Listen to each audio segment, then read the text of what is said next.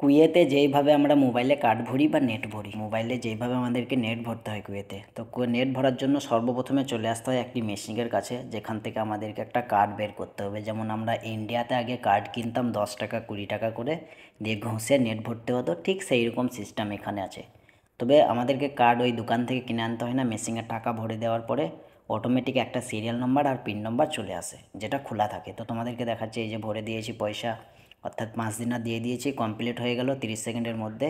এবার আমার কার্ড চলে এলো। এই যে কার্ডে আমার একটা সিরিয়াল নাম্বার, তারপরে কিভাবে টাকা ভরতে হবে, কিভাবে টাকা চেক করা যাবে, সব কিছু এখানে লেখা আছে। তো তোমাদেরকে স্পষ্টভাবে দেখাচ্ছি, তোমরা দেখো। এই যে একটা পিন নাম্বার দেখো উপরে দেওয়া আছে, তারপরে সিরিয়াল নাম্বার থাকে, একটা একটা মেম্বার নাম্বার থাকে, কটার সময় টাকাটা আমি ভরলাম, সব কিছু। এই যে 7/12/2024, আজকের ডেট 8টা 35-এ 5 দিনার ভরেছি। এই যে পিন নম্বর, এই যে সিরিয়াল নম্বর, রিচার্জ কীভাবে করতে হবে, *141*, তারপরে ওই পিন নম্বর দিয়ে হ্যাশট্যাগ দিতে হবে। তো চলো আমরা রিচার্জটা করে নিচ্ছি। এই যে মোবাইলের স্ক্রিনে চলে এসেছি, *141, তারপরে আমরা এই পিন নম্বরটা দিচ্ছি। পিন নম্বরটা দেওয়ার পরে এবারে আমরা হ্যাশট্যাগ দিয়ে দেবো এবং কয় নম্বর সিম সেটা বলে দেবো, অটোমেটিক টাকাটা ঢুকে যাবে।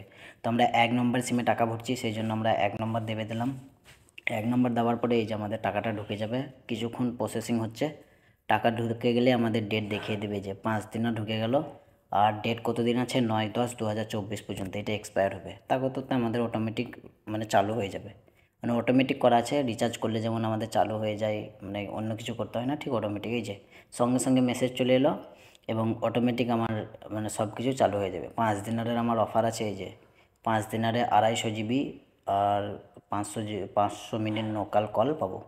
তো হয়ে গেল। এইভাবে আমরা কুয়েতে টাকা ভরি। ভিডিওটা ভালো লেগে থাকলে অবশ্যই লাইক, কমেন্ট, শেয়ার এবং সাবস্ক্রাইব করে সঙ্গে থাকো।